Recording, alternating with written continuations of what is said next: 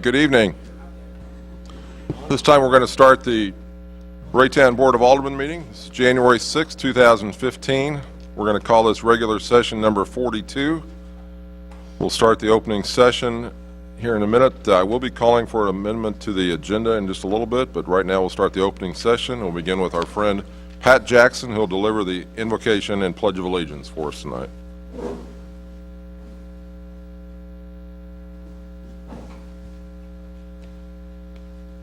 Let us pray.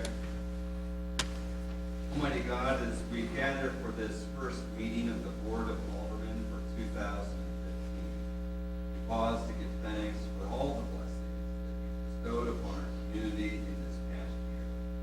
We thank you for all those who serve the public, from our elected officials, city staff, police, fire, rescue, teachers, and school administrators, business leaders, faith communities, and charities. All those who help to make Raytown a thriving, dynamic, and caring community. We pray, Lord, that you will guide and encourage all these same people in the year ahead. They will serve with compassion, vision, humility, and enthusiasm. And then finally, in the midst of the extremely cold weather that is before us tonight, we pray that you would help care for the most vulnerable in our community, as well as to all those who seek to assist them day in and day out. All this lift up in the name of our loving God. Now let us share in our pledge of allegiance. I pledge allegiance to the flag of the United States of America and to the republic for which it stands, one nation, under God, indivisible, with liberty and justice for all. Thank you, Pat.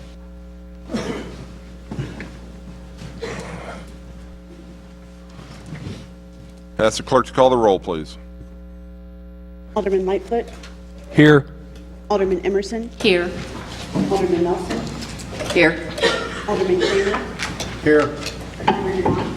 Here. Alderman Bezier. Here. Alderman Earth. Alderman Earth. Here. Alderman Josh Green. Here. Alderman Ben Buskert. Here. Alderman Jason Green. Here.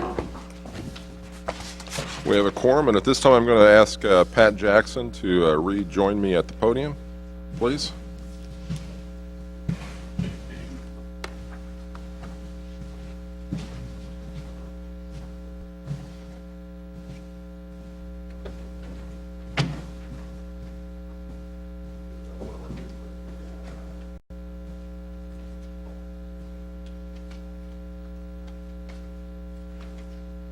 Every year, this city takes a lot of pride in celebrating Martin Luther King Jr.'s work in our community and across the nation.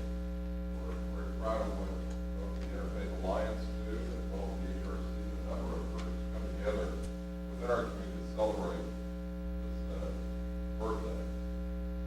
And I have to speak about that for them, but first I'd like to read the proclamation. President Dr. Martin Luther King Jr.'s legacy in society is the leadership he provided by his commitment to justice, equality, and the elimination of racism through non-violent social change. Dr. King strengthened the civil rights movement by building upon the action of grassroots activism, which focused on the elimination of barriers faced by people of African descent to achieve an inclusive society that embraces differences amongst all people. Whereas we must face the challenges of today with the same strength, persistence, and determination exhibited by Dr. King, guided by the enduring values of hope and justice embodied by other civil rights leaders. Whereas the people of Raytown, Missouri are at the forefront of efforts to establish a caring and compassionate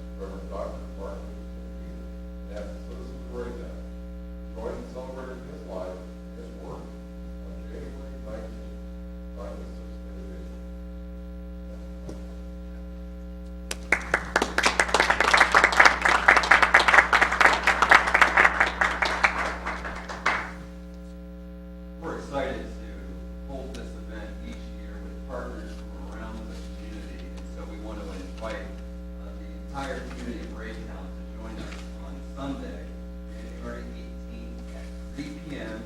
at Raceway for the annual celebration. This is going to be a fantastic, wonderful event of coming together. Reverend John Wiley from the River will be our keynote speaker. There will be a community choir. Chief Lynch is sharing with other Raytown residents in a dramatic reading of I Have a Dream speech. There will be other aspects of the event, including the third annual Martin Luther King Day essay contest, announcing the award winners for that.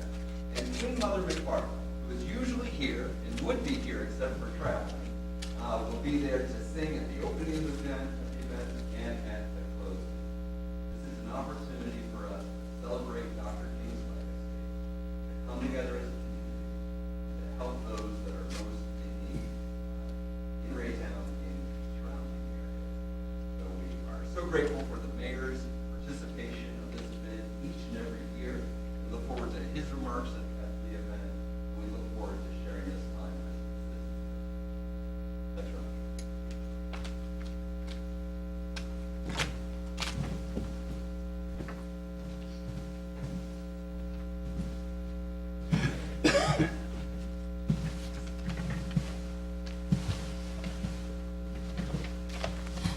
Okay, at this time, we're going to receive public comments. I've got several gentlemen who have signed up. First on our list is Donald Mann. Donald, would you like to come forward and address the Board of Aldermen, please? Good afternoon, guys. Thank you for your time. I'm going to bring up a couple of issues I've been having with the CD, the sewer company division. I've been trying to deal with this since back in the beginning of 7th month. I had moved in from the other city. I used to be a member of this city years ago. I did not know how the city runs at the time. When we first moved in, we went to Raytown Water Department, number 2 over here, 63rd Street, and turn on our water. At that time, we was not been was aware of there going to be a deposit, not only on the water, but also on the sewer. We went ahead and paid the deposit for the water, not knowing there was going to be another deposit on the sewer. A month and a half later down the road, we got a bill in saying that we have not paid our deposit. It was going to be turned off, but we have not paid our deposit. I have did all the researches I have done, and I don't see no ordinances or no any kind of ordinances saying that you guys can collect a deposit of a certain amount. I went up there and tried to talk to them. Manager was never in. Left messages, never phone call back. Call up here. Nobody knows how to answer the phone or call back at either time.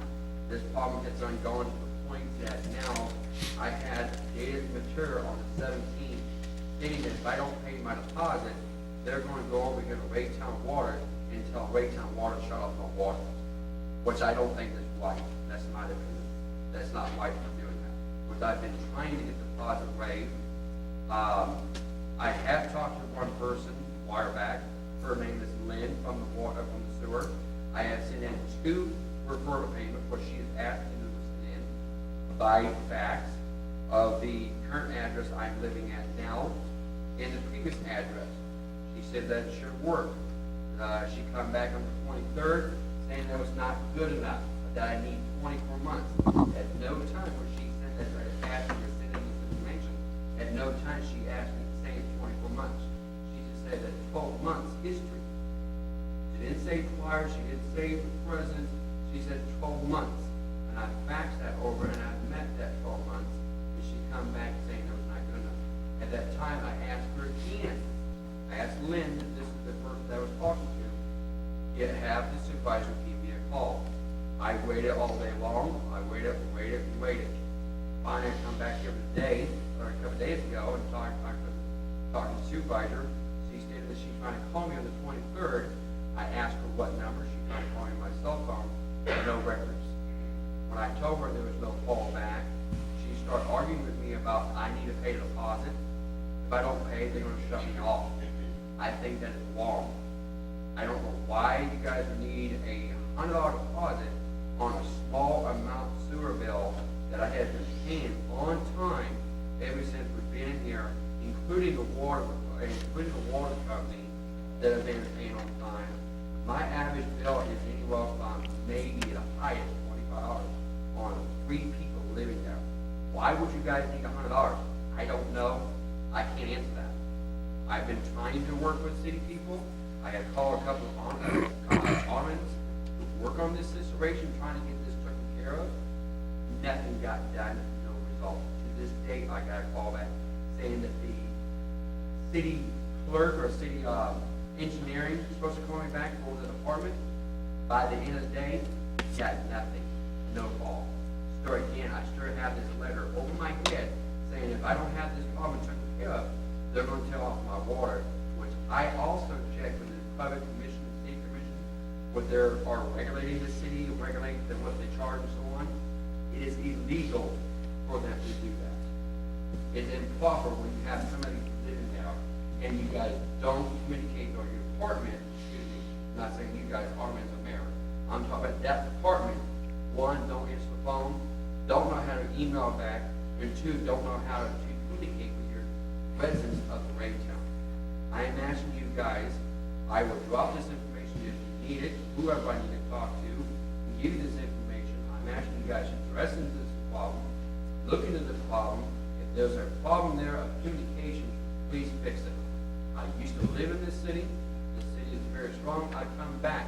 I was raised and grown in this city. I went to high school in this city. And back then, when you had a problem, you had to call up, you got a communication right down the net, and it was in a couple days, you got it fixed, not 4 or 5 months down the road. This is a very serious problem, and I think it be addressed throughout the city staff and throughout the whoever's in charge. I thank you for your time, and that's the end of my comment. I thank you, sir. Goodbye.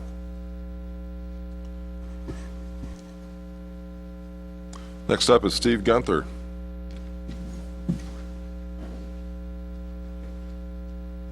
Welcome, Steve. Good evening, everyone. I'm here tonight to give the Board of Aldermen an update regarding the Charter Commission's work on city charter. As of about an hour ago, we received the final draft copy from the charter attorney, which is now posted on the website for everybody to take a look at. And because of the time for this, we, as a charter commission, have opened up 3 additional dates for public comment to come and be present at a charter commission meeting to voice opinions and thoughts regarding that charter now that we have a complete charter document to review. Those dates are going to be tomorrow evening at the Raytown Fire Station, 6:30 p.m. Central Standard Time. And the next one will be January 9th here at City Hall at 6:30 also. And again on the 12th, which is next Monday, here at City Hall also. That way there'll be ample time for people to review the charter, our preliminary document as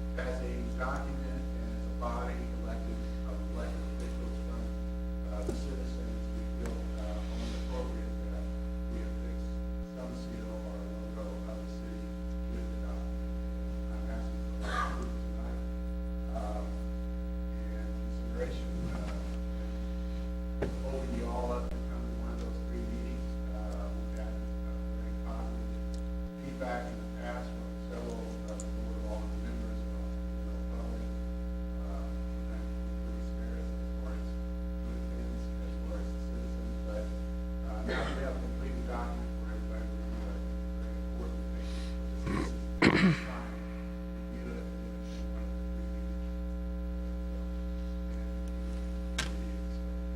website is lincolncharter.com.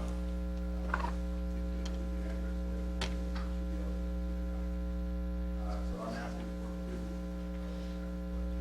Okay, thank you, Steve. Okay, would anyone else in the audience like to address the board on any items that are within the control of the board at this time? We're open for public comment. None appearing?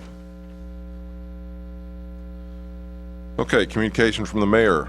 What an interesting 2015 we're going to have. We've got a lot of things, as Steve just mentioned. We've got the charter document that'll be up for election. We've got election of at least 5 of our aldermen, a new mayor this year, a lot of excitement in the first 4 months. We need to make sure that we continue with still moving this city forward in a positive manner and in a professional manner. So I'm sure that that'll happen, and we won't get balled up in the silliness that sometimes happens at this time of the year and certain months, certain years.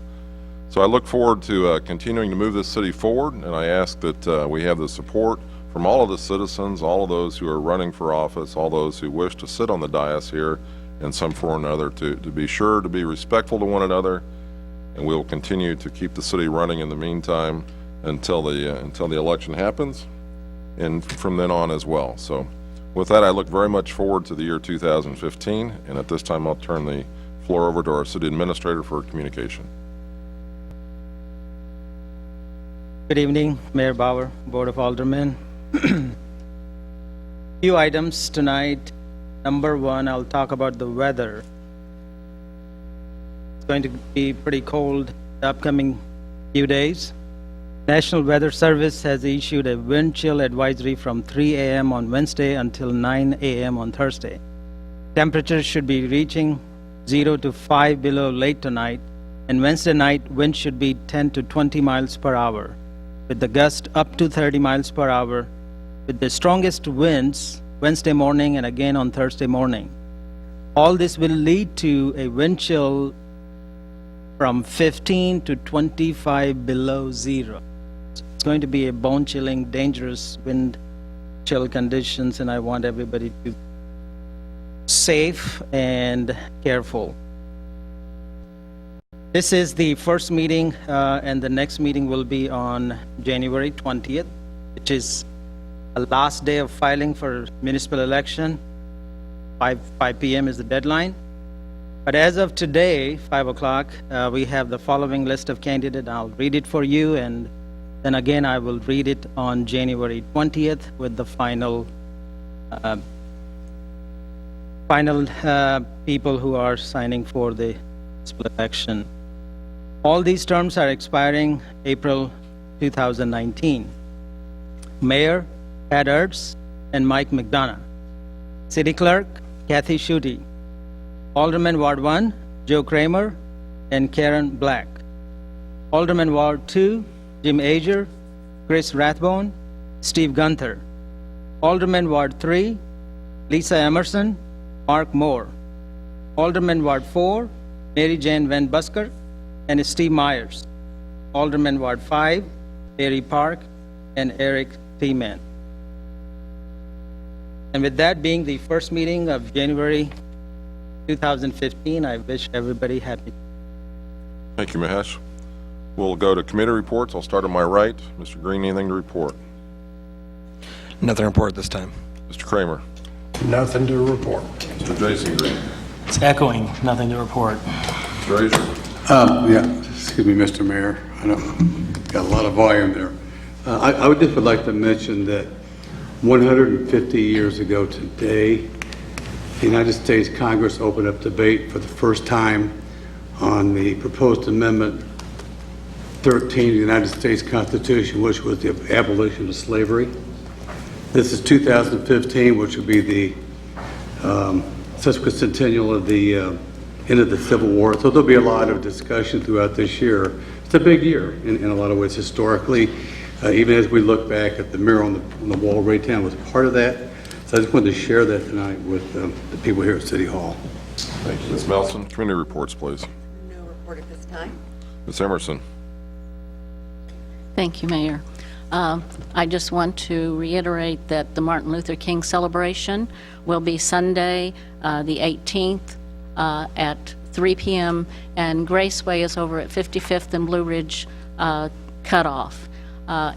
It's an excellent, excellent opportunity to get together with other people in the community and to see how the program is just outstanding, is what I will say.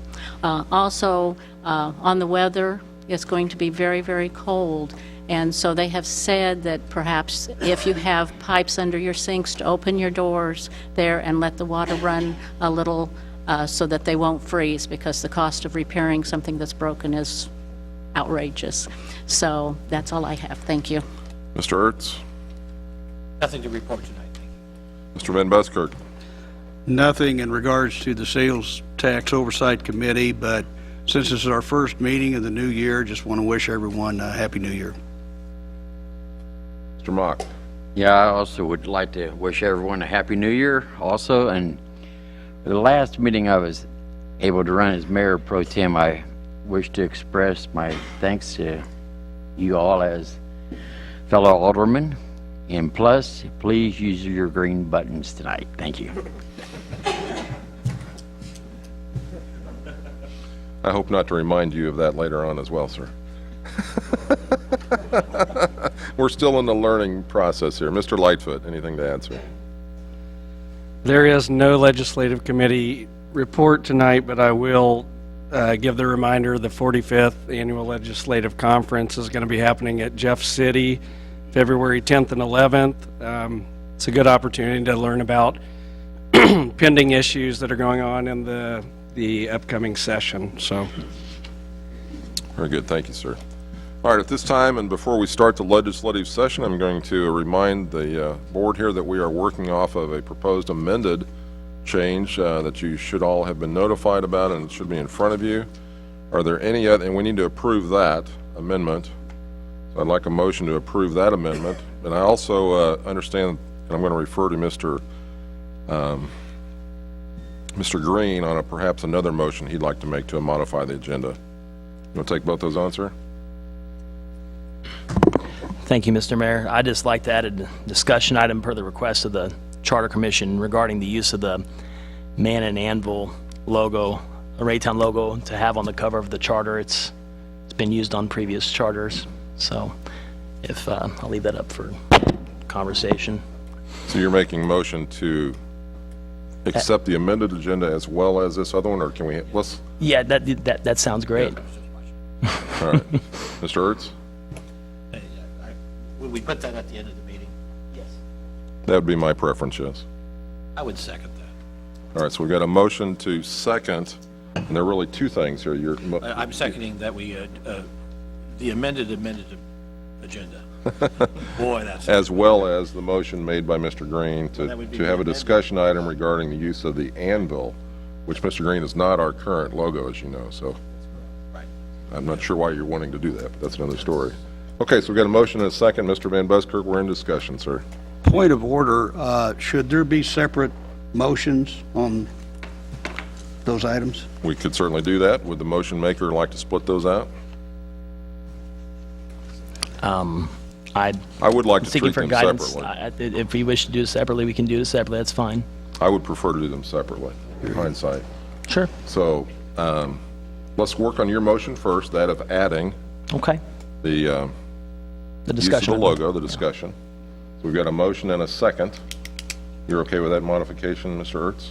Yes, I am. All right, motion and second to modify the agenda for that particular item. We'll come back to the amendment to the agenda that had been issued earlier. So discussion on that particular item. And this is not about whether or not to do it. It's about whether or not we want to discuss it tonight. It's simple as that. Mr. Azier, are you wishing to, or maybe it's Mr. Green, you got your light. But, all right, there we go. No discussion on this? All right, I ask the clerk to call the vote on whether or not to have a discussion topic regarding the use of the logo by the Charter Commission. Call the vote, please. Alderman Jason Green? Yes. Alderman Ertz? Yes. Alderman Wilson, Yes. Alderman Lightfoot, Yes. Alderman Asia, Yes. Alderman Mott, Yes. Alderman Josh Green, Yes. Alderman Van Buskirk, Yes. Alderman Kramer, No. Alderman Emerson, Yes. Motion passes, so we'll add that onto the agenda as item number, can't get to it here, 6. Yes, item number 6 will be added to. All right, that takes us back to the motion I seek regarding the amendment adding the closed session item, which was issued to us by the clerk earlier today, or yesterday. Need a motion to approve the use of that agenda. So moved. Motion's been made and seconded to work off the amended agenda, which also now is the addition of the closed session. We'll have 2 modifications to this. Mr. Green, Mr. Josh Green. Any discussion? All in favor? Oops, excuse me. Call the vote on that, please. A little quick. Alderman Nelson, Yes. Alderman Josh Green, Yes. Alderman Mott, Yes. Alderman Lightfoot, Yes. Alderman Jason Green, Yes. Alderman Van Buskirk, Yes. Alderman Kramer, Yes. Asia, Yes. Alderman Emerson, Yes. Yes. Very good. We'll work off the amendments that have been made to this agenda at this time. We'll move now to the legislative session and ask for anyone if they have any questions, or do I hear a motion to approve consent agenda? Mr. Kramer's got the motion to approve consent agenda. Second. Ms. Melson's got the second. Any discussion? Call the vote, please. Alderman Kramer, Yes. Alderman Nelson, Yes. Alderman Lightfoot, Yes. Alderman Mott, Yes. Alderman Van Buskirk, Yes. Alderman Hurts, Yes. Alderman Emerson, Yes. Alderman Jason Green, Yes. Alderman Asia, Yes. This is Yeah. I'm speaking my mind. Don't use your mic today. Keep it off. All right, we're gonna continue to move on. We've approved item number 1. We'll go to the regular agenda at this time, and I ask the clerk to perform the reading on item number 2, please. a resolution authorizing and approving the purchase of 4 2015 Ford Police Utility Interceptors from Dick Smith Ford off the Mid-America Council of Public joint bid in an amount not to exceed $110,716.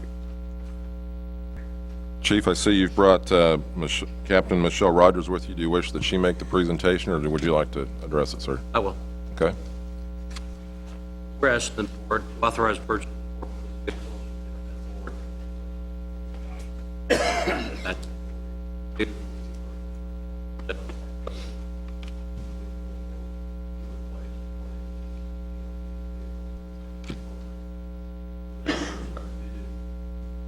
be replaced by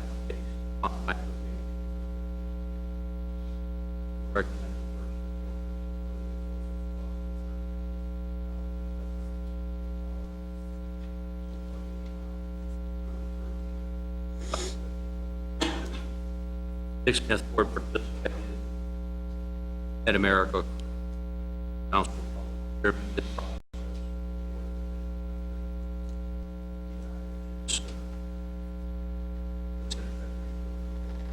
sales tax.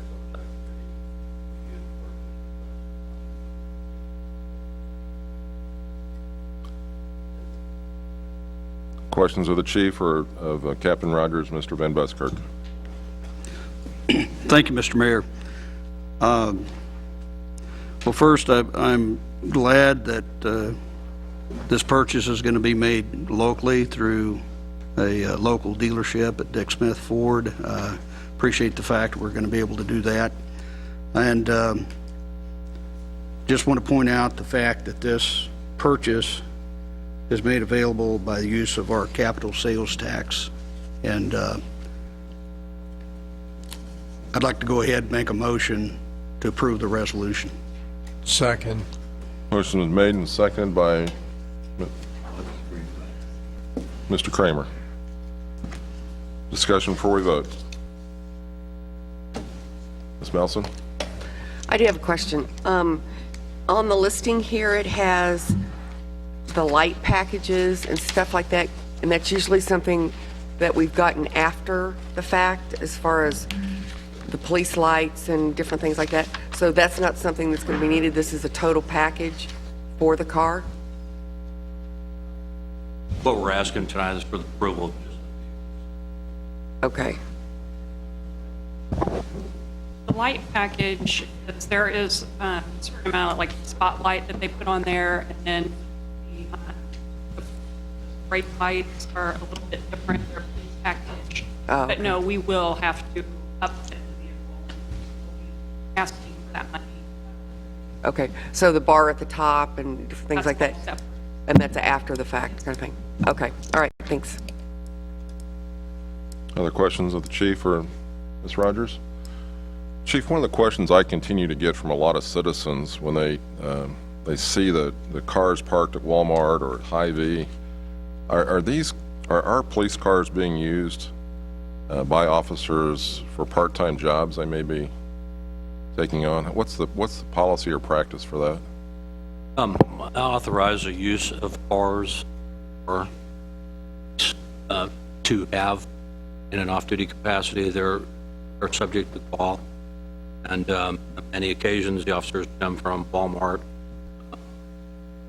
And if some of the officers might be involved in the crisis intervention team that specializes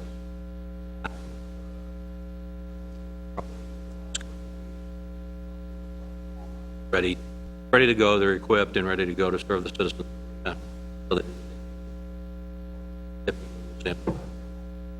Good. I just, a lot of people ask, what the status of those is, and I think it's just good to be upfront and communicated with them. So appreciate that response. Okay, we've got a motion and a second before us. Any further discussion on item number 2? Ask the clerk to call the vote, please. Alderman Husker? Yes. Alderman Chambers? Yes. Alderman Docherty? Yes. Alderman Jacobowski? Yes. Yes. Yes. Alderman Asia? Yes. Yes. Yes. Yes. All right, thank you, Chief. Okay, item number 3 is a public hearing to consider a conditional use permit for an event space on property located at 10,028 East 63rd Street. I ask the clerk to perform the first reading on that, please. An ordinance granting a conditional use permit subject to certain conditions to operate an event space on property located at 10028 63rd Street in Raytown, Missouri. We have before us Mr. John Benson to serve tonight in answering questions and presenting us. John is our Development and Public Affairs Director. Anything you'd like to add, sir? Yes, I would. Thank you. Good evening, Mayor and Board of Aldermen. Nathan Prather, on behalf of Seata Investments, is seeking approval of this conditional use permit for the operation of an event space at 10,028 East 63rd Street. More recently, or over the past few years, this location's been more commonly known as Walnick's. The applicants have purchased Walnick's business, and they've changed the name, and they're proposing to basically continue the use that's been there over the past 10 years or so. The applicants are here tonight, and I'll defer to them to give more detail about the operational side of the business that they're proposing. But just in general, it is in keeping with Walnick's that's been there in the past few years. The Planning Commission did consider the application, and by a vote of 6 in favor and 0 against, has recommended approval of the application subject to the conditions specified in the ordinance that you have in your packet. So that I'll defer to the applicants to provide you with more details. Okay, I'm going to at this time open the public hearing officially. I'll ask the board if they have any ex parte communication they wish to share before we deliberate this topic. Mr. Lightfoot. I've had some ex parte communication, but I'll weigh all the facts before I make my vote. Okay. Anyone else? Very good. Would the applicant like to come forward at this time to present?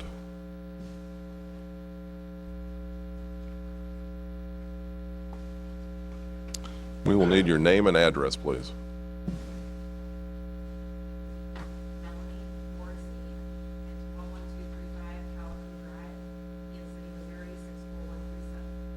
Thank you. Anything you'd like to present to the board on this matter? I know we had talked at the last meeting, I just want to use the space for something productive for middle school children. That's what we want to do. Fridays and Saturday evenings, we want to have middle school kids from 6:30 to 10, and just something for the kids to do. I mean, I know, like I said last time, the lights were shut down. We don't have a lot for kids to do around the city, so it's just something positive, something somewhere for them to be, and also that kind of Okay. Is there anything you'd like to add?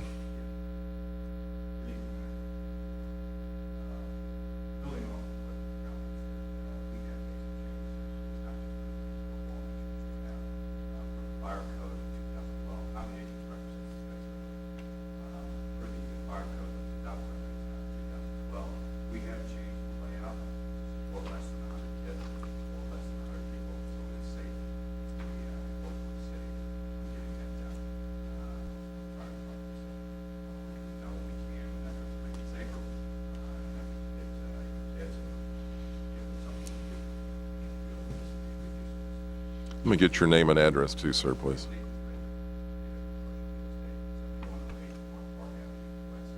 Very good, thank you. Questions the board might have for the applicant? Mr. Green? Thank you, Mr. Mayor. And this would be more directed towards the applicant.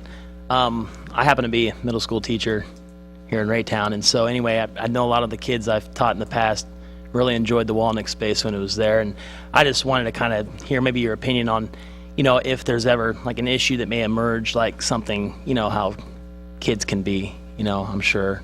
I have a, well, okay, and I'm curious what you have to say, because, you know, I know how sometimes things can happen, but in terms of like, you know, security or maybe communicating with the police department, I'm curious to what your thoughts are about that. Again, I'm sure you're referring to what the planning and zoning, I guess, meeting. Is that what I'm assuming here? Okay, so I'm curious what your thoughts are about those types of issues. What I said, I'll always be there to make sure that everything's under control, and I'm a school teacher as well. So Oh, really? I'm Okay. definitely focused on the safety of the children, that's number one, and making sure that the area around them is safe will prevent from loitering, because I know you would see that as a problem. There will be no children outside the building. In the front, back, we'll make sure that we have someone positioned at any door there is, someone will be positioned there, and we'll know exactly who's coming in, who's coming out, we'll have contact information. We're dealing with 6th, 7th, and 8th graders, like, we need to be safe. Sure. I'll definitely have all that information. I know how important it is, being a teacher, to keep our kids safe. Very good. Well, thank you. Ms. Melson? Thank you. Do you have a capacity limit for this? I think he might have said 100, but is that the maximum that can be in the building at one time? At 95? Okay. And so when they're being dropped off, they'll be, There will be a cutoff. okay, because I just want to make sure that kids aren't dropped off and you hit 93 and you get 2 in there and you got 7 outside or something. The thing is, we'll proactively make sure that we're posting that, because, I mean, there might be an issue where we have more people Right. who want to come in, but Right. we're just not going to be able to allow it. And we understand that. I mean, we Right. understand that could happen, but it's going to be notified. The kids will be notified, parents will be notified. They'll know exactly how many people we're going to allow. Okay. So you need to get there. If we Right. have that problem. Well, I just also, you know, unfortunately, some parents just kind of drive by, go do something, and off they go, and you may have 20 kids out there. So, A process though too, like it's Mhm. not just gonna be, oh, you're dropping your kid off. Right. And leaving them. That's what I mean about the outside activity. Right. It's gonna be, okay, you're dropping off this, and this is where you're gonna be picking up. Right. This will be the area that you drop off. It needs to be by a parent. Right. You need to see the parent. Right. You know, I need to Yeah. communicate with them. Yeah. That's just how I am though, you know, I just wanna make sure everything's. and do you have other people that'll be on site also? Yeah. Okay, great, thank you. Mr. Azier? I'm worried about my volume here. So is this, just as a review, is this nonprofit? Is it an organization? Are they private parties? Is it for profit? It will be profit. Okay, it's a business then operated for profit, okay. And what activities are you going to have? We'll have games, like we want to get a pool table, like basketball, maybe video games, things like that. We'll have a DJ, there'll be concessions, just somewhere fun for the kids to hang out, positive things for them to do. And then will you, like at most school events where they employ police for all activities, will you do the same? I mean, we can. I haven't gone as far into that yet, but if that's what I need to do, I can do that. I don't know. I just know that probably every school activity has those. I'll have my own, like, security type people. Like, I have people in place for that, but I mean, we don't know the process of, like, hiring police officers or anything like that, but it can be done, I'm sure. Okay, now I don't know, John, what the rules or laws are on that. I know that, so then you won't have quotes like chaperones, but you're just going to have, I guess, hired personnel or like bouncers, basically. Yes. Middle school bouncers. There you go. Well, that's just trying to get a picture of what we're doing here. That's all. They're hiring All right, freshmen. thank you. All right, very good. Ms. Emerson? On the budgetary impact, you say there will not be an increase in sales tax revenues for the city. We don't, based on the type of use, that we don't anticipate they would be collecting sales tax. You said it was for profit. Well, for-profit business, but like a commercial office is a for-profit business, but they don't necessarily collect a sales tax in this type of use. We don't anticipate they would generate, but very, very little or minimal, if any, sales tax. Mr. Mock?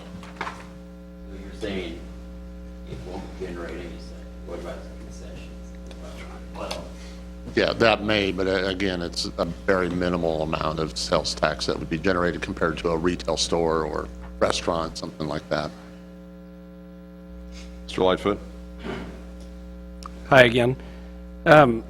So I asked this question before planning and zoning, but I just want to ask it again because people are wondering, 6th, 7th, and 8th graders, right? So there's definitely an age limit that you checked where there's going to be no intermingling with like 18-year-old kids with these younger kids. And okay, all right. Great, sounds good. Mr. Green? Thank you. I just want to say I'm glad to see somebody taking initiative in our downtown area. It really is nice, and I think that this is kind of a refresher on what Walnick's has been. A kind of rebranding is always good for marketing, and I'm on board. All right, very good. Any other questions of the applicant, Mr. Ertz? Just curious as, how do you know how old they are? We're gonna have the ID, you're gonna have your middle school ID. Okay. We're gonna have to, So you're, what school you're going to, some form of identification. They can bring in their report cards, things like that. yeah, not that it'd be a huge problem, but I'm Yep. just curious. That was my thought. That's how we're gonna do that. Mr. Mock? yeah, that's for Mr. Hughes, Mr. Benson. It's been a business operating out of her. That is this business. They've done some signage, I believe, on the windows, and they held I'll defer to the applicant, I believe it was a fundraiser. Yeah, it was we just did a back to school thing. We actually did it in anticipation of opening up, but we didn't realize the process. So we did a back to school event where we were handing out like free backpacks and school supplies and things like that. So, I mean, and those are the kind of things that we want to do in the future too, for the kids in the community. So that was just one of the things that we did, and thank goodness they allowed us, you guys allowed us to do that, so. Okay, well, thank you. Mr. Green? I just wanted to briefly mention that Raytown kids can print off their report cards anytime. They have a date of birth on there. So just so you know, if it's Friday night, they can print them off. So.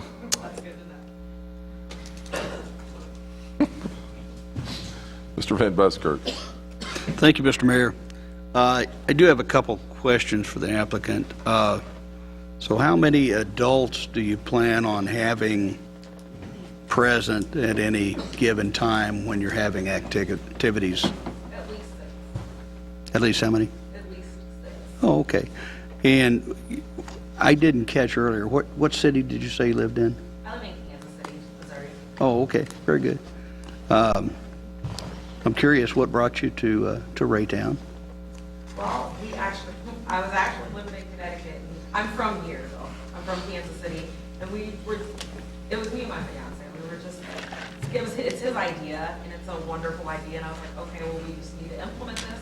I looked for a building, and I'm like, hey, there's one in Raytown, and his nephew used to always go to Walnick's, and they have the same type of thing here, and I was like, hey, this is perfect. So, that's not that. We want to use it for the same thing. So, Thank you. We're ready whenever you guys. I know there has been some problems in the past with some loitering and litter and things like that have been sometimes a problem. But you seem very enthusiastic about this.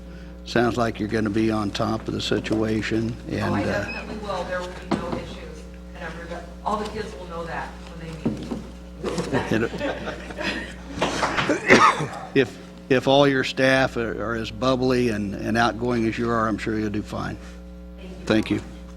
All right. If there's no other questions of the applicant at this time, I'm going to thank you. I'm going to ask if there's anyone in the audience that would like to come forward for public comment at this time on this matter. Once, twice. We're moving past public comment. Back to Mr. Benson. Anything else you would like to add, sir?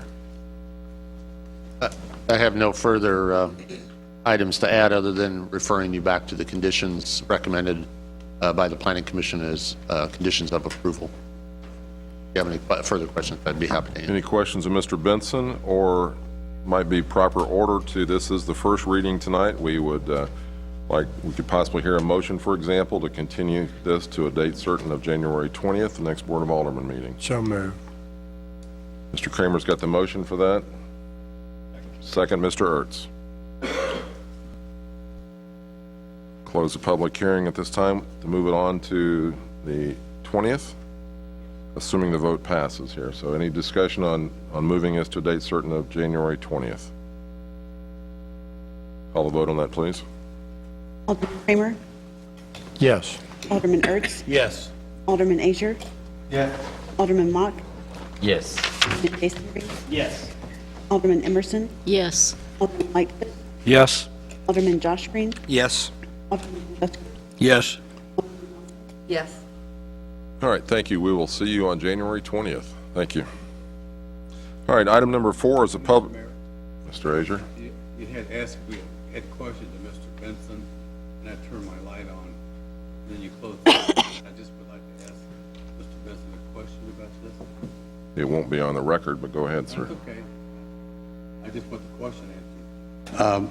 Mr. Benson, I know that in most settings like preschool or school or anything where you have minors involved, are there any state laws or regulations that would deal with either a private institution conducting services for underage adults that you know of?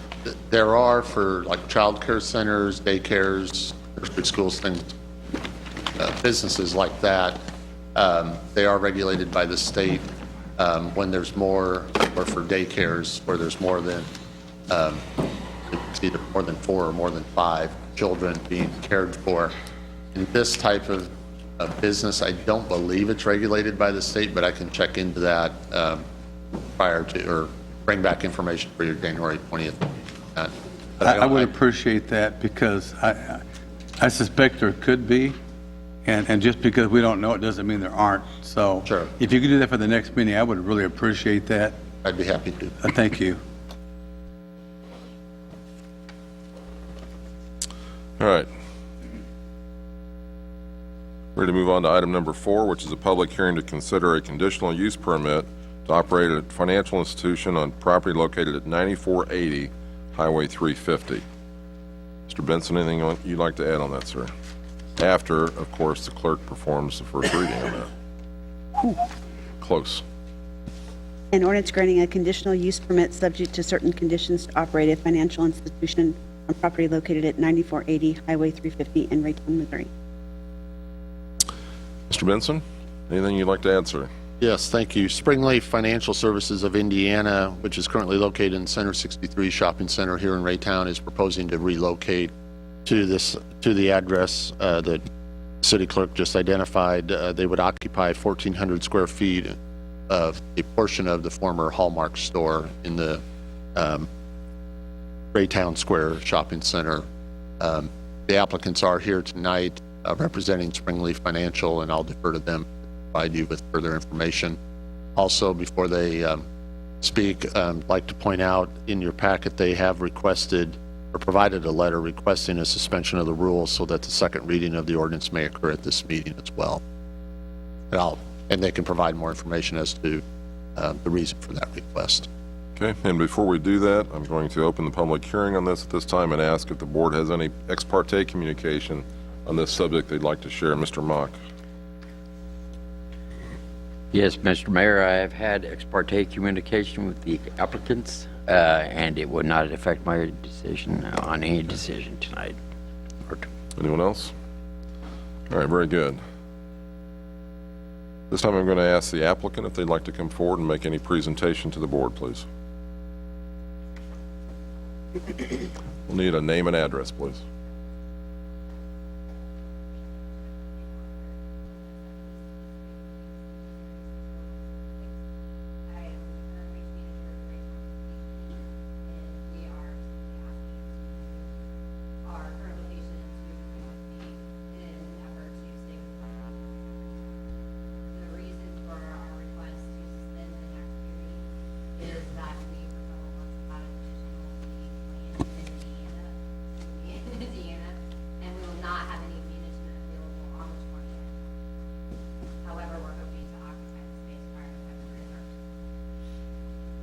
Okay. Anything else you'd like to add? Let's ask if there's any questions of the applicant at this time. Mr. Mock? Yeah, was there any other reasons?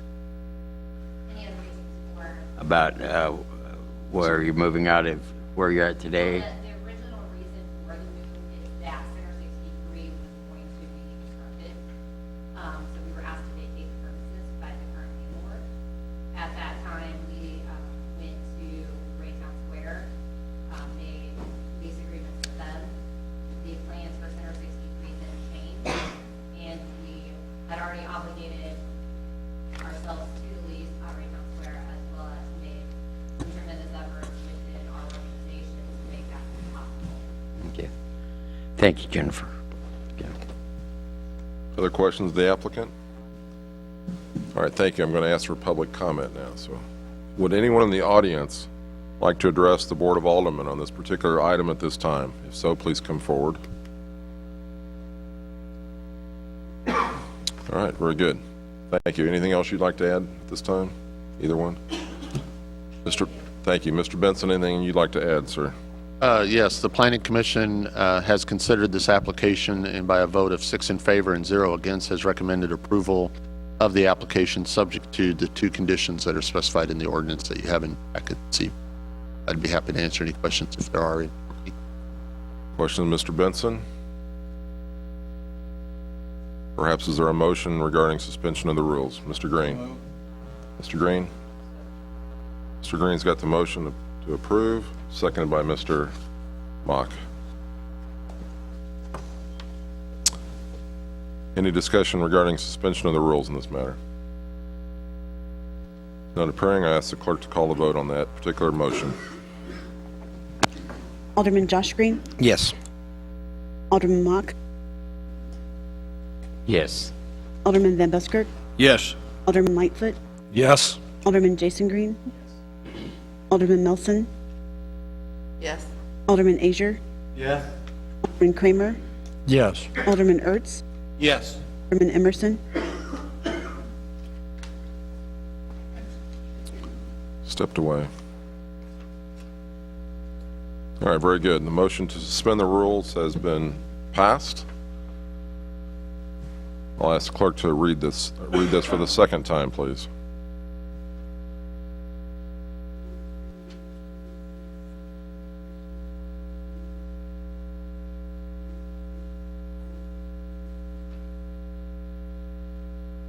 Mr. Benson, I'm assuming there's nothing else you'd like to add, sir?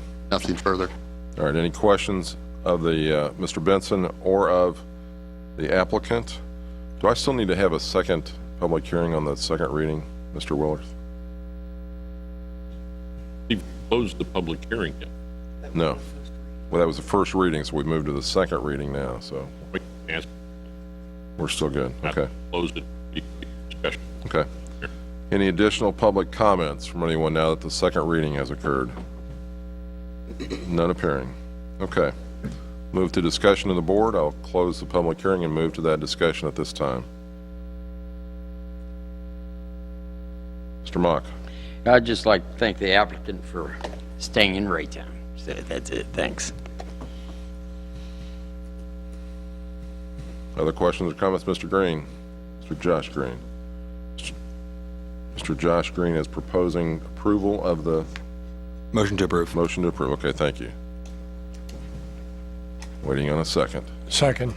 Second by Mr. Kramer. Somebody, please. Yeah, just, you ought to see it from this side here, so, yeah, okay. All right, so we got a motion made and seconded to approve this. It's been read 2 times. There have been no public comments either time. We have closed the public hearing. Any further discussion before we vote? Mr. Van Buskirk. Thank you, Mr. Mayor. Did I see in the material that you have been here 25 years? Is that correct? Yes, sir, we've actually been in Raytown for almost 30 years. Thank you.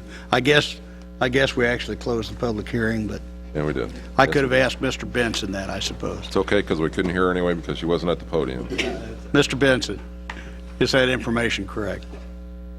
I'll defer to the applicant. I think she answered that, so thank you. We lost control of this about 10 minutes ago at least. All right, so motion's been made and seconded. I think all we're missing is just to actually vote on it now. Call the vote, please.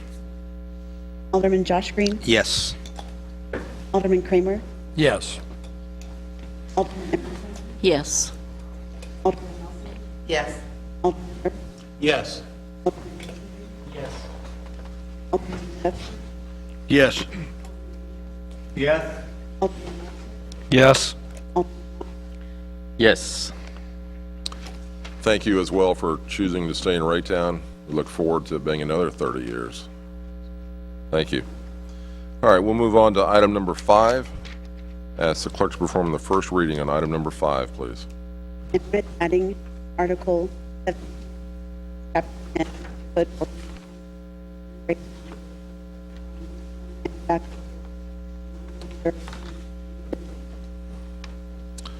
Mr. Benson, anything you'd like to add on this, sir? Yes, thank you.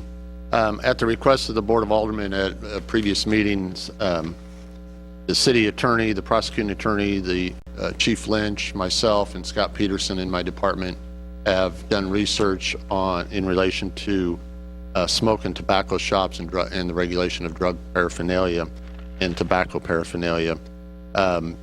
Based on our research, we have, or our city attorney particularly, has reviewed the state statutes as well as regulations and ordinances from other cities and found that based on state statute as well as the city of Wentzville and the city of Independence ordinances that relate to this issue.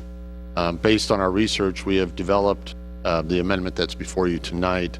There are 3 parts to this, or actually 4 parts to this amendment. The first part proposes to create Article 17 in Chapter 10 of the City Code, and would include, or as part of that article, would define or create the definitions of smoke in tobacco shops as well as tobacco paraphernalia, and would limit the sale of tobacco paraphernalia to only be allowed in tobacco shops.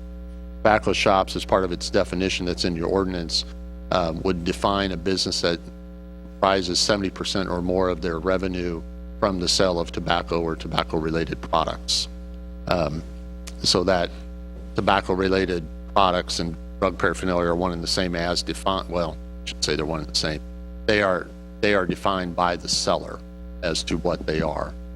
So they would have to rise, in essence, they would have to be a tobacco shop selling 70% or more of their revenue comprised of the sale of tobacco products. The second part of the proposed amendment proposes to limit the number of smoke and tobacco shops within the city limits of Raytown based on our population. It's proposed that smoke and tobacco shops be limited to 1 store per 5,000 residents. So in essence, 6 tobacco shops would be allowed within the city of Raytown under what's proposed. The third part relates to the location of smoke and tobacco shops and proposes that smoke and tobacco shops be restricted from operating within 2,640 feet of the boundary of the city or of any other property on which another smoke and tobacco shop is located, and not within 500 feet of any property legally used as a public park, school, church, or residence.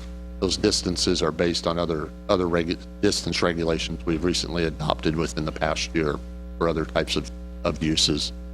And then the last part, or fourth part of the amendment relates to how these regulations would be enforced. We're proposing that they be enforced through the city's business licensing process. When a business would come in to renew their business license, if they're applying to be a smoke or tobacco shop, they would need to provide revenue or revenue estimates if it's a new business, that 70% or more of the revenue will be related to tobacco sales. I'd like to back up one part I forgot to mention in regards to the sale of tobacco paraphernalia. If it is a department store, like a Walmart or a grocery store that has a piece of their business, they sell tobacco products, they would be allowed to sell tobacco paraphernalia if they're if they're a department store or a store along that. So with that, I'd be happy to answer any questions. Mr. Ertz. Thank you, John, for bringing this, and thank you, Joe Willers, for all the work you've done on this. When this first came up, a lot of the places that I think were troubling for people in the city would be like the Boleros or certain entities or gas stations or where children go in and there's small cases or big display cases of drug paraphernalia. I believe the common term is to double name that drug/tobacco paraphernalia. However, a lot of these things obviously were not made for it possible to put tobacco in many of these items. The state, I believe, does not allow us to regulate that. It says we have to sell them somewhere. Or we have to allow them to be sold somewhere for some reason. We can't argue that since the state trumps us. But we can limit their sale to certain entities. And that was the idea behind putting them in tobacco shops only. When I saw this in the original article, was that when Independence passed this, I believe they have 14. Their limit for a town of 112,000 or something like that. I don't mind if it was less for us. I think this would only affect a couple of places in town that we probably have right now. We may have 2, maybe 3 qualifying tobacco shops. Though if it's a tobacco shop, I believe that would limit the amount of school children and alike that would be going in there for any other reason. They're not going to be buying their Coca-Cola or buying candy or potato chips at a smoke shop. I believe that would at least keep this out of the vision, especially the way these things are displayed in some entities in town. I believe businesses would be more apt to come to the town if they knew they weren't selling you next to basically a drug and paraphernalia shop. I think that's the kind of a situation where everybody would like to want to run a business next to, knowing what goes on, or what potential customers would be coming to some of these places. I think it's a good, fair start. I'd entertain maybe less of these if anybody was, but I appreciate your work on this. I support this, and I believe we'll have some discussion now. Thank you. Further discussion, Mr. Lightfoot. Thank you. So I'm curious on, let's say that the definition was redefined and it was a tobacco shop where the paraphernalia could be sold. Is there an age limit? For instance, to go into a liquor store, a minor must be accompanied by an adult. Is it the same type of thing for a tobacco store? There is, and part of our research found that there's already regulation that restricts tobacco sales to persons 18 years of age or older. So we did not address that. We left that. That was already, regulation is already in place. Did not put that in. Right, but that means they couldn't even enter the smoke shop. Yeah, Mr. Wells raises a good point. They can go into, somebody younger than 18 can go into a smoke shop or tobacco shop, but they cannot purchase it. Okay. That was one question. Another question, if this change were to be made and with those different distance regulations, would it affect any of the existing Raytown businesses? We have not done that level of research on the distance, because part of that is they'd be grandfathered in if this is adopted. So I don't know that answer. So if this was adopted, let's say there was a smoke shop within that 2,700 feet, whatever it was, of a school, then they could continue to be in business. That's correct. Okay, thank you. Mr. Green, Josh Green. Thank you. Two really quick questions. First of all, I'm assuming the 2,600 feet from the boundary of the city, is that just done so that way we don't get clusters from businesses that want to be close to Kansas City proper? It's actually just the opposite for a business to locate just outside of Raytown in Kansas City, where somebody could open a business in Raytown and then it creates a cluster, one in Raytown, one in Kansas City, so it prevents the clustering of businesses in two cities. Okay, that's what I was thinking. The second one's less of a question, just kind of more of a comment to the board. I honestly think that the limit on the number of smoke shops is kind of unnecessary. I think that at 6, with the fact that we only have really 2 right now in the city, I think at 6, the market would force them out before they got to 6. So I think that the limit is unnecessary and kind of more of a hindrance on possible business owners. That's just my 2 cents. Okay. All right, Mr. Green, Mr. Jason Green. Thank you. Just for clarification, under this current proposed ordinance in Raytown today, can I get an exact number? I think Mr. Ertz brought maybe 2, maybe 3 of actual stores that would fit this definition. Do we have that information by chance? We don't have an exact number. We have gone into a few of the stores that are identified. They advertise as a tobacco shop, and what we found is they are not a tobacco shop. They are more of a liquor store or convenience store, and they would not meet the definition of a tobacco shop as proposed in this definition that way. They have a small display case of tobacco products, but then they also have a much larger quantity or volume of other items they sell it's clear, unless that small area of tobacco generates a huge percentage of their sales, which it doesn't appear to, based on what they have on display and what they sell. They would not meet the definition of a tobacco shop. So we're estimating 1, maybe 2 stores in Raytown currently would meet the definition of. So we think maybe 1, maybe 2 under this we currently be it. Okay. To clarify that, I'm estimating that because we haven't been in every one of the potential stores either. Sure. If you were, you may have a cough, right? But yeah, no. Anyway, okay. The next thing I have, this is really more of a comment, not really directed towards you, but just whoever wants to listen. I think I brought this up the first time we discussed this, a discussion item.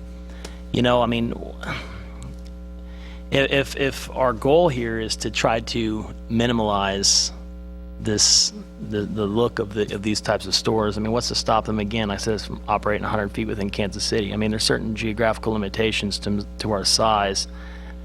I'm a little concerned about any potential loss of revenue this may infer if this passes, and that, again, that's something that just comes to mind. Thank you.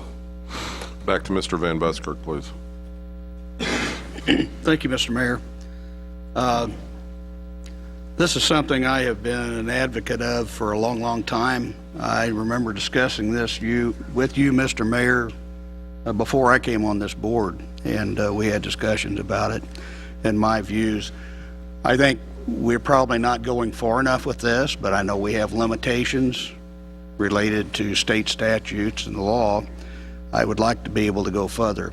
I think it's absolutely necessary that we have a prohibition on the number of these. I don't believe it. There are certain, very few, but limited numbers of types of businesses that are just not healthy for communities. If we want to draw young families with children into our community, this is not the type of businesses that we would see a lot of. And, you know, I'm very much for business and small business, but I think there's, for the sake of the community, I believe it would be healthier for us to limit the number. We've done that with a few other businesses, and I think this is a step at least in the right direction. I'd like to limit it to fewer than that. I think that's a lot. If we don't have, you know, we're not sure how many we have at this point, but certainly it's fewer than the number that would be allotted here. I could absolutely care less about the revenue part of it. I don't think that that's not even a consideration to me when I'm looking at what's best for our community and for the future. And if we're going to try to attract good businesses here and attract people into our community to fill some of the houses that are empty right now, I think this would be a step in the right direction. Ms. Melson. Thank you. As we know, we don't know how many currently we have, correct? But in passing this, would there be an immediate effect on any of these stores?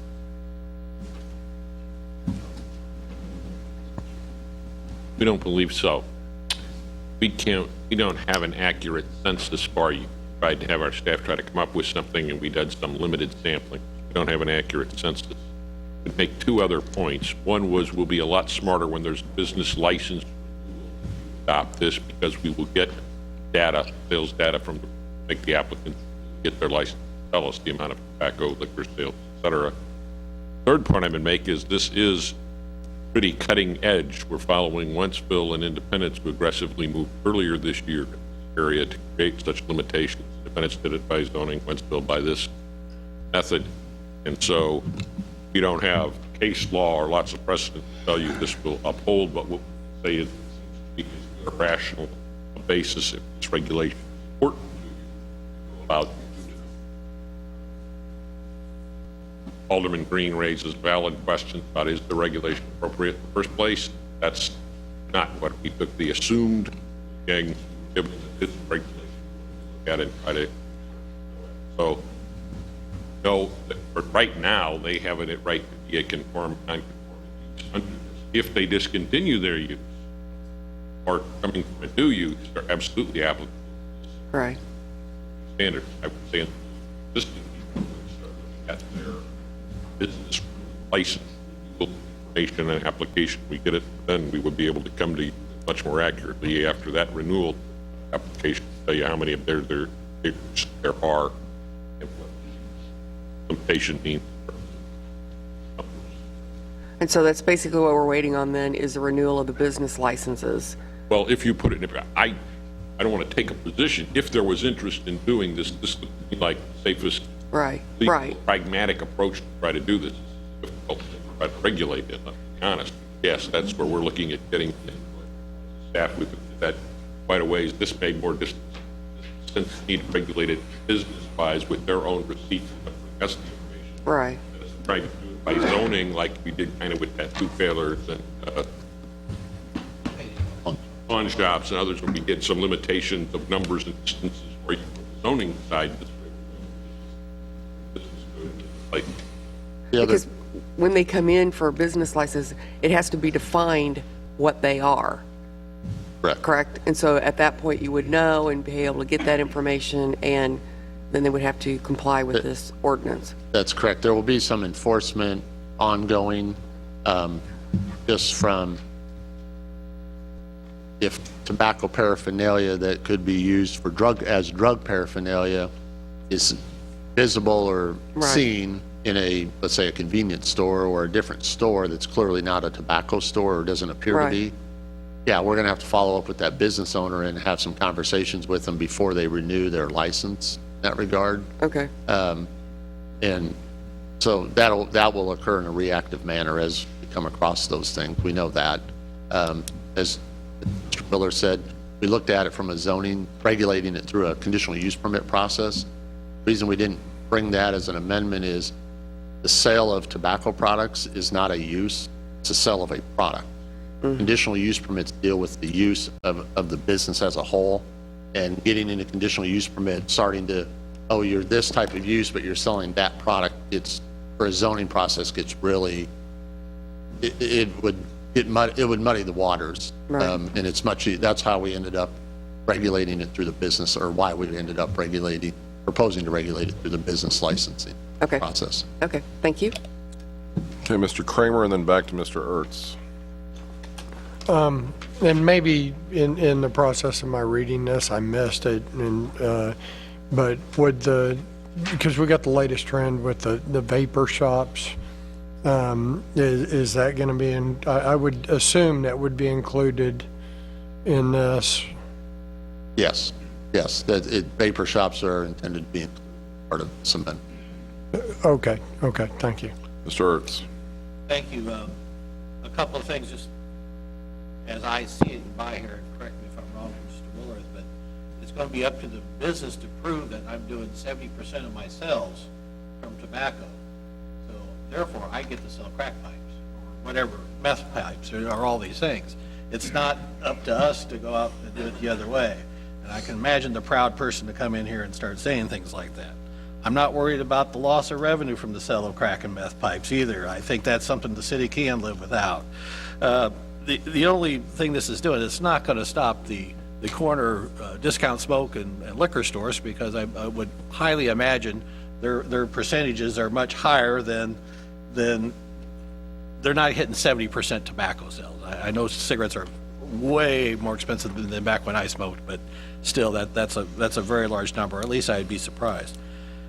But you are going to get at least a start of getting things like this out of small little convenience stores where it's obviously marketed to, well, just from the height of the display cases, marketed to people that I would prefer not to be marketed to, let's say.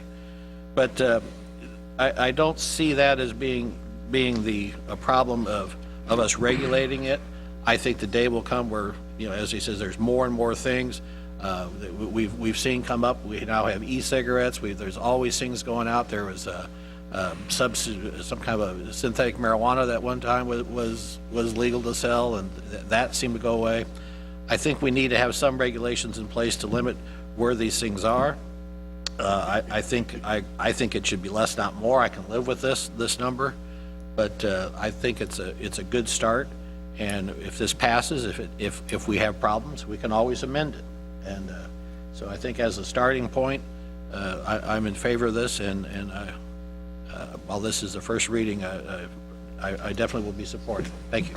Going to Mr. Green, then we'll come back to Mr. Azier. Thank you, Mr. Mayor. Let me say for the board here, I'm all on board with limiting paraphernalia sales to smoke shops. I'm all on board with setting distance requirements to schools, public parks, etc. My one beef with this ordinance is essentially coming down to the limiting the number of stores and where the limit's at. Personally, this whole initiative started as, well, you walk into a convenience store and it's right there in front of kids. And yeah, I understand. That's why I'm like, hey, let's put them in smoke shops. I'm all on board with that. But then we're getting to limiting small business opportunities in Raytown. And the fact is, putting a limit on in the first place, in my eyes, personally, you create situations where businesses are selling their licenses to other businesses, and you keep that going and on forth. You see it in communities where they limit the number of alcohol establishments by the drink. You see it in multiple areas. And I personally, my perspective of Raytown's market, and I'm not an economist by any means, I'm not like a statistician or anything like that, but I think that if you have 6 smoke shops in Raytown, 2 of them are going to end up closing because there's not the market for 6 smoke shops in Raytown. That being said, all I'm saying is kids are not going to be walking into smoke shops. If we're here to protect the kids, there's no reason to put a limit on them because they're not going to be walking to smoke shops. And if there's kids walking to smoke shops, then the parents need to be dealing with the kids. So I personally cannot be for a limit here because I am going to support the small businessman. Mr. Azier. I know that in the past we really haven't regulated the smoke shops, and I see this as the cutting edge for us. Like John said, we really don't even know enough of what we have to define exactly the impact. And I know that's true, but I know that there's a prediction, at least I've heard it more than once, that 2016, Missouri will attempt to legalize marijuana. And that does bother me a lot because it proposes a certain uncertainty of the future of this state. And I think that it's important that from our perspective that we do focus on the future and use some foresight about regulating on what might be down the line. And I don't even like to think about the possibility of legalizing marijuana, where Mr. Green would say, open it up to everybody because it's good business. But personally, hold on. no, because it will be a state. It will be legalized in the state. I'm saying, as a city, I would like to see us use some foresight in at least having some control of what we're doing. Right now, we have none, and I do believe that it is good judgment to think about controls, about how many bars we have and how many places sell things that maybe our citizens don't agree with. I don't appreciate the cheap shot taken there, Mr. Azier. Mr. Mayor? You made the point. And we're done with it. Thank you, gentlemen, both of you. Mr. Benson. I'd like to provide some potential clarification, make sure there's no misunderstanding. What the ordinance is limiting are the businesses, yes, it's tobacco shops, but tobacco shops are what's would be under this amendment be allowed to sell tobacco paraphernalia. Businesses that sell cigarettes, if marijuana is ever legalized, places that sell that, this ordinance would not necessarily restrict the number of bars that sell cigarettes or grocery stores that sell cigarettes or convenience stores that sell cigarettes or other items like that. Only the paraphernalia that tobacco is smoked with or other products are smoked with would be limited. Limit those things. So I just want to make sure there's no misunderstanding that we're not limiting the number of businesses that can sell cigarettes, just the other products that are used, smoked tobacco and other products. Mr. Lightfoot. Well, so here we go with some more debate on this, but so I get both points of view here, of course. I wish it was legal to ban paraphernalia because it's used for illegal drugs, right? But we can't do that. So since we can't, we can regulate where it's sold. So being sold in smoke shops makes sense. In a smoke shop instead of a convenience store, I get that part too. So I'm good with it. But to Alderman Josh Green's point, regulating the number of tobacco shops is kind of a free enterprise infringement, in that just because you own a tobacco shop doesn't mean you have to sell paraphernalia. Somebody could want to open a tobacco shop that would have no, if I were to own a tobacco shop, I would definitely choose to not sell any kind of legal paraphernalia.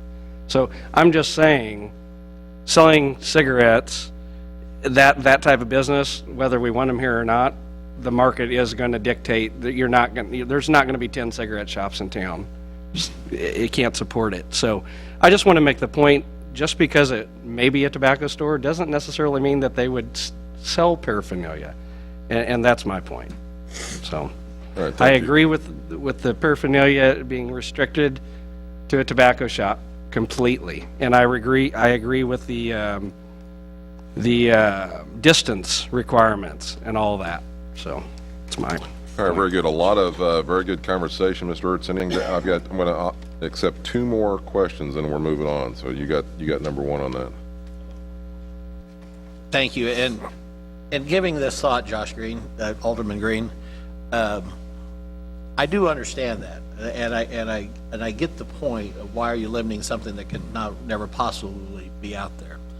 And I wouldn't want to lose this whole idea of at least getting it out of the convenience stores over that issue. So I would be very flexible as to the amount of that. I would like to see some amount in there. Basically, you're going to limit it by the distances in between them. But I get that part of it. We're not closing every nasty looking business in town, but we definitely need, I think we're in agreement here of doing something about at least getting some of this stuff off the market. And I appreciate your comments. That's what I want to tell you. All right, and Mr. Van Buster's got the last comment on this subject tonight. Thank you, Mr. Mayor. Well, in relative to the limitation of number of these types of establishments, by ordinance, any Board of Aldermen could come back at any point in time and amend this ordinance if they felt it was necessary to expand on the number. And, you know, to the argument about one of these just having tobacco, I haven't seen one yet that just has the tobacco, but certainly not in our city. And if there are other cities that have regulations on those and we open this up to where we can have a lot of them, they may come here and choose to come here rather than go to another city that has tighter regulation. So I think there needs to be a limitation on those. I think this is one of those types of businesses, the same thing we did with pawn shops and with some other types of businesses in our city, and I think it should absolutely have that limit. Thank you. All right, because Mr. Green got a cheap shot earlier, he's going to get the last one, so. Thank you. No actually, cheap shots. No, no cheap This will be the shots. last comment, we're moving on. I just wanted to reply to Mr. Ertz. Well, actually, I wanted 2 quick statements. One response to Mr. Ertz here. I'm on board with maybe having a discussion on that. You know, and I mean, you and me can talk at some time. But I did just want to say, for anybody out there who's watching, I'm not in support of legalizing marijuana or anything like that. Okay. So there we go. All right, thank you. And with that, this is the first reading tonight. This board has always done a great job of working these kind of things out. That's why we have the first reading, for them to work things out. And I'm sure at the next reading, which will be on January 20th, that they'll have it all worked out and away we go. So with that, I'm going to dispense with business on item number 5, and we're going to move to the new item number 6, which was added. And Mr. Green, you're asking for the use of a logo that's over 7 years old, sir. So the floor is yours. Well, thank you, Mr. Mayor. I first appreciate you willing to work with me to help bring this forward here on a late notice. I wish I could have done it earlier. At any rate, I was asked to bring forth the idea that we just finished with, the Charter Commission just finished the preliminary document, and in looking at other charters across the state of Missouri, there's always a city logo of some sort, including previous completed charters by the city of, or previous charter attempts by the city of Raytown, where there was whatever logo of that time on there. Many folks expressed to me on the commission that they liked the historical appearance of the Man and Anvil logo, and it was suggested to us that we bring this forth to the Board of Aldermen to seek a permission to put that on the front of the document. Any questions, obviously, I feel free to try to answer. Mr. Azier? You're, okay. Mr. Ertz? Thank you. I was reading in the website of the charter at raytowncharter.com that in the minutes there, you said it was stated that the logo was owned by Sue Frank. So why does this come to us? That's a question. However you want to do this. Well, first, I didn't state that. That was another Charter Commission member that suggested that, and that was unconfirmed. So I don't think anybody really knows for sure. That was one, it was in the unless you have an idea. But I have a problem with me approving something that I don't know we own. Well, okay, and that's the thing. Well, I'll tell you why I'm bringing this forward. Hold on a second. Let's make sure we got questions asked. Right. And since I saw it in your very minutes from your charter meeting, it brings the question up. If it's an old logo that's really not technically the city of Raytown's logo, and plus somebody there said that a former person, for whatever reason, it actually, your minutes said bought the logo, I'm at a loss at what to do. I don't want to do anything illegal. Most important. Can I? I'm going to yield to Mr. Willerth for. Yes.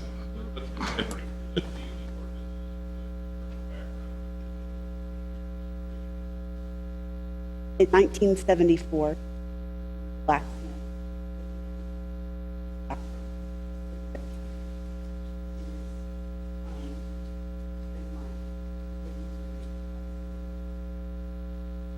In 2007, marketing. That's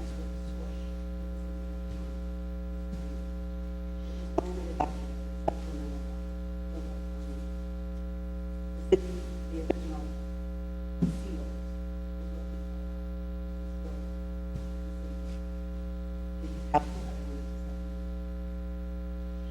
Okay.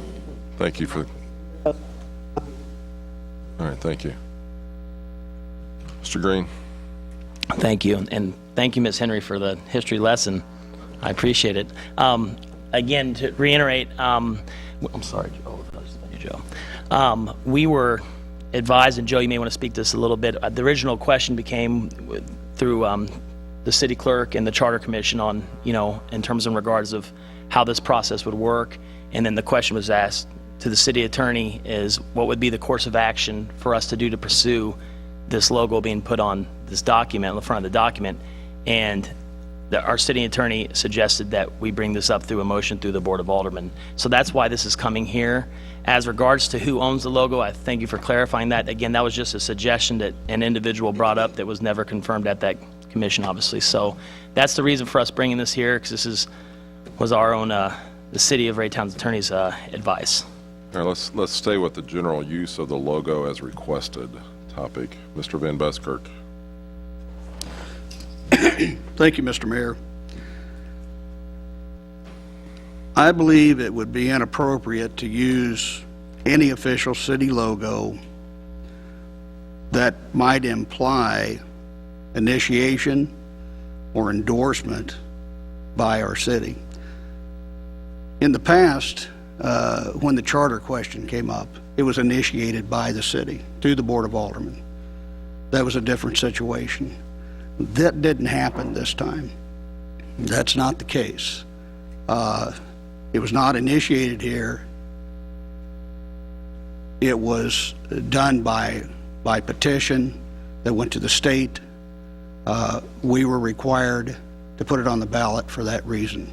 So there was no endorsement from the Board of Aldermen. There's no initiation by the Board of Aldermen.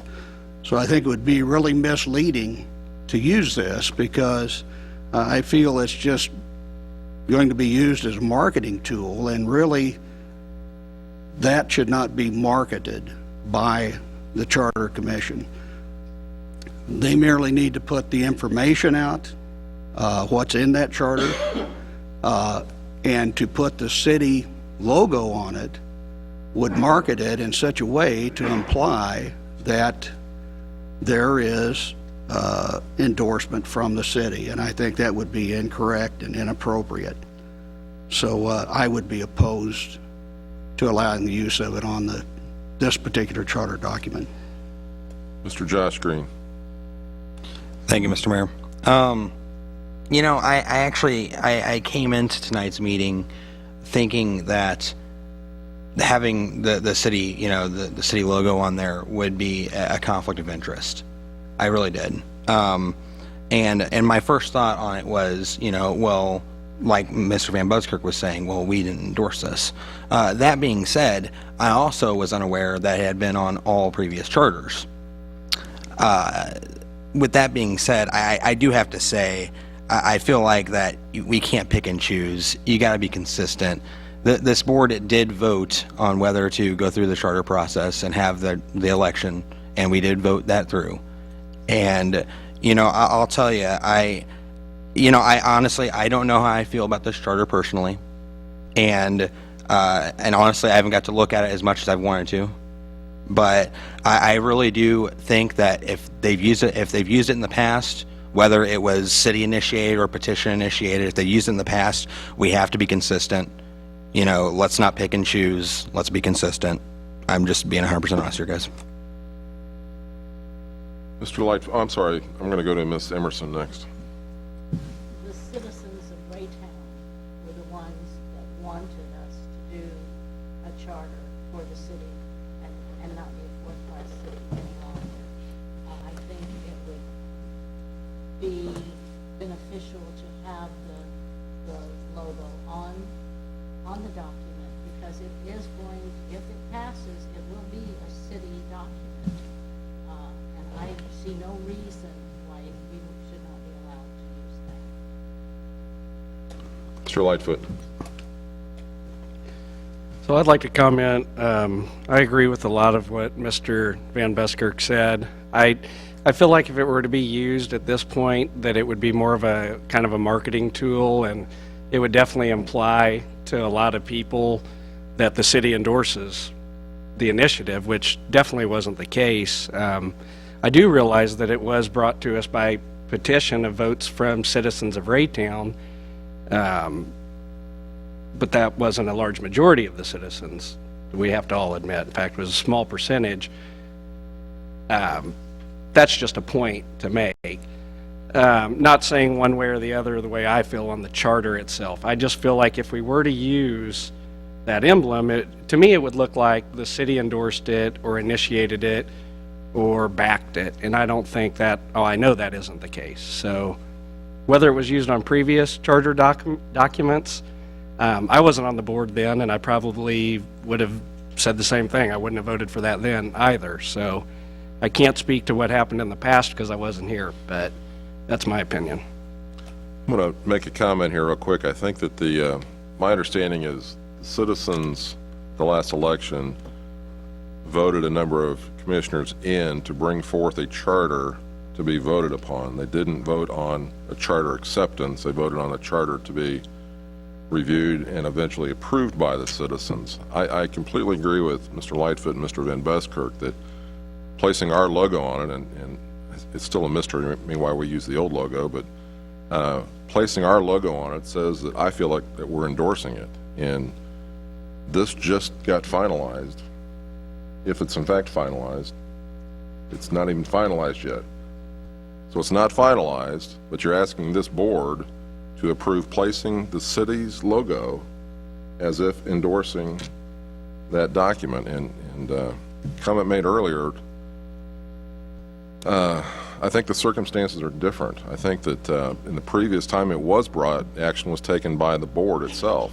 This was not and there's been 4 other times this has happened. So I'm not in favor of using the city logo on a document that I haven't seen finalized. This board hasn't seen finalized. It seems premature, and it's coming to us tonight just before it's, the deadline on this thing. So let me go to Mr. Azers next. I've been on the last 2 charter commissions, I do not remember in the previous one that that commission ever asked the board if they could use it. They just did it without permission. So that the fact that it's been on previous charters doesn't signify that the board was behind it. It just meant they use it without permission. Secondly is that one thing different is that that particular logo they're asking to use was the official logo in the last charter commission. And now we have apparently two logos, or we have a seal in the logo. And I'm suggesting to the mayor and the board that we probably need a policy when, which is to be used and which is more appropriate. The city does have a policy. Oh, we do have a policy? Yes. Okay. And I'm sorry if I can't quote that, but it's good to know that. So I don't know, according to what our policies are, which logo, if we did, would be used. I don't know. And then secondly, I also agree with the mayor that this is a document that's not an official document. It's a proposal given to the voters. So it's not official, and therefore probably shouldn't have a seal on it as being an official document of this board. Mr. Jason Green. Thank you. And just not to provide a bounce off of Ms. Henry's history lesson, but the first attempted charter in Raytown, I've seen the cover of it, it actually had the official seal, it says seal, City of Raytown. The last two charter attempts, just to clarify, to be certain, had the same logo that this commission is requesting to be on it, with the anvil. The last two attempts, not just the last one, but the last two had the same image. Comment was made earlier about this wasn't brought forth by the city. I mean, this is brought forth by a city initiative of the Raytown community. When one says that this is not city initiated, I'm curious to know as how the community who approved of this charter initiation process is exclusive of the city. It was a comment made, it was started by a small minority. Yeah, the petition process was started by a small minority, but the actual charter initiation process was started by a vast majority last April. So that I felt was kind of misleading, that kind of comment, because obviously the initiation process was approved and 13 commissioners were selected. So I wanted to clarify those two things. I don't see how we distinguish the city, even though the community initiated this. I have issue with those words. Regardless, this Board of Aldermen is going to make their decision on this. I felt that it was wise for this the Charter Commission to come to this board and extend this courtesy to the Board of Aldermen, especially considering, like I just found out, Mr. Azier just mentioned that the previous commission didn't even come to the Board of Aldermen. So I see that as something that was kind of a nice gesture, if you will. But at any rate, I digress. Mr. Green, do you know, were there commissioners that actually were using the city logo without authorization? Which logo? Pick a logo you want to use tonight. Was there anyone that was using it like in... Like maybe a business card or correspondence that... Who? Was she? On a card? So commissioners No, used the logo illegally. A commissioner without a did. commissioner. Yeah, and she was reprimanded. The person was reprimanded? Legally or just... Okay, enough of that. All right, still got some lights up, Mr. Azier. You wanting to say anything? All right. Any further discussion? Ms. Melson? Well, I'm conflicted. It's one of those things, and I do recall the seal logo being on the other two documents. I don't ever recall them ever asking for permission to use it. I think it was an assumption at that time.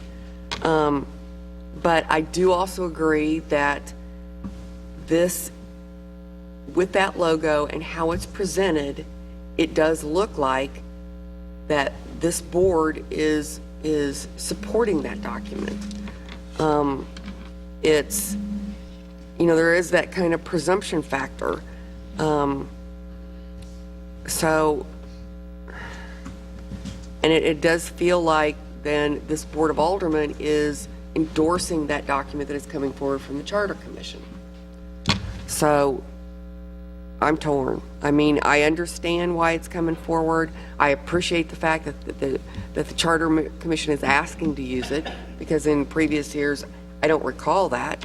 But I also have a hesitation on approving something like that when it's not a final document of the city. It hasn't been voted on by the people to be brought forth as the charter document of the city to have that logo on it. So, yeah, I'm not sure. More discussion? Mr. Mock?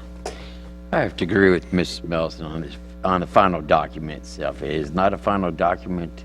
I just look at it this way. I appreciate Mr. Green bringing this forward tonight to the board itself, so I'll just have to look into it also. All right. Further discussion? Mr. Green, you've got a motion on the floor. It's been seconded to authorize use of the logo, the Anvil logo, by the commission. There's been a motion, I believe. You didn't make the motion?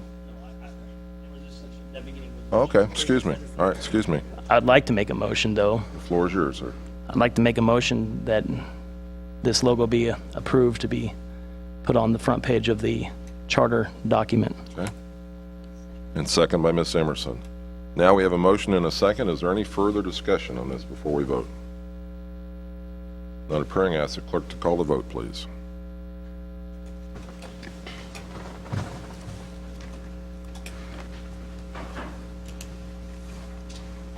Alderman Jason Green, Yes.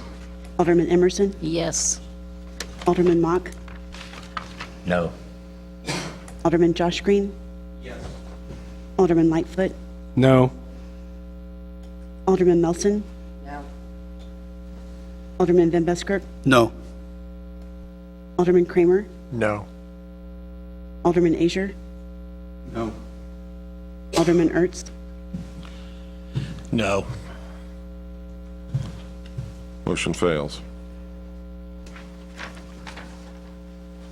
That concludes the items that are on the agenda. We have a closed session. Notice is hereby given that the mayor and board of aldermen may conduct a closed session pursuant to the following statutory provisions.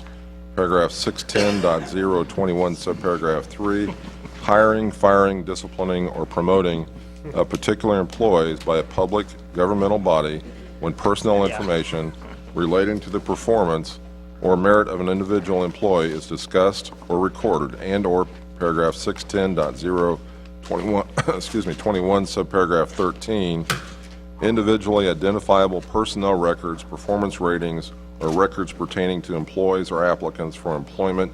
Do I hear a motion to go to closed session? So moved. Second. Motion's been made by Mr. Kramer, seconded by Ms. Melson to go to closed session. Ask the clerk to call the vote on that, please. Alderman Kramer, Yes. Alderman Melson, Yes. Alderman Lightfoot, Yes. Alderman Azier, Yes. Alderman Mock, Yes. Alderman Josh Green, Yes. Alderman Van Buskirk, Yes.